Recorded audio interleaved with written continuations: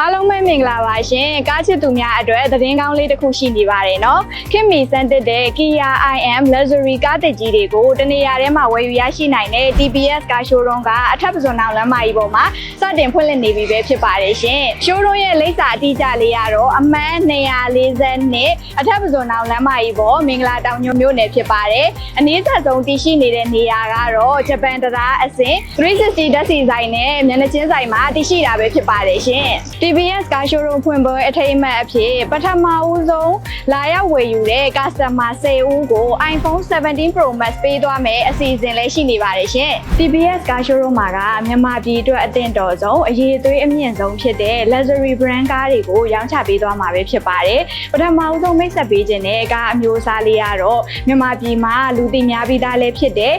စိတ်ချယုံကြည်ရတဲ့ Kia brand ကားတွေပဲဖြစ်ပါတယ်ရှင်ဒီ TBS showroom မှာလာရောက်ကြည့်ရှုရင်းနဲ့ Kia EV6 ကိုလည်းပေါ့နော် test ride မောင်းနေနိုင်မှာပဲဖြစ်ပါတယ်ရှင်နောက်ထပ်မိတ်ဆက်ပေးခြင်းတဲ့ကားမျိုးစားလေးကတော့ luxury exterior design တစ်ခုတည်းနေမကပဲအကောင်းဆုံးစွမ်းဆောင်ရည်အမြင့်ဆုံးလှုပ်ဆောင်ချက်စမတ်ကြသောမောင်းနှင်မှုအတွေ့အကြုံတွေကိုတခါတည်းပေးစွမ်းနိုင်တဲ့ luxury SUV EV ကားမျိုးစားတစ်ခုဖြစ်တဲ့ IM ကားတစ်ကြီးတွေပဲဖြစ်ပါတယ်ရှင် TBS ကား showroom မှာကအဟောင်းပေးအသစ်ယူလို့ရတဲ့ trade-in service လည်းရှိနေပါသေးတယ်မြည်သည့်ကားမျိုးစားမဆို trade-in ပြုလုပ်နိုင်ပါသေးတယ်ရှင်ကားချစ်သူများအတွက်မိမိတို့ကားကျန်းမာရေးစစ်ဆေးဖို့လိုအပ်လာရင်ပဲဖြစ်ဖြစ်ပြန်လည်ပြုပြင်လို့ရင်ပဲဖြစ်ဖြစ်ကျေဝန်းပြီးဈေးနှုန်းမှန်ကန်တဲ့ Star Service Center လည်းရှိနေပါသေးရဲ့ရှင်ဒါတွေအပြင် EV ကားတွေအားသွင်းမဲ့နေရာလည်းထားရှိပေးသွားအောင်မှာပဲဖြစ်ပါတယ်နော်အခုလိုမျိုးခင်မီစမ်းသစ်ပြီးစွမ်းဆောင်ရည်မြင့်တဲ့ Kia နဲ့ IM Luxury Brand New ကားတွေကိုတနေရာထဲမှာဝယ်ယူရရှိနိုင်တဲ့အပြင်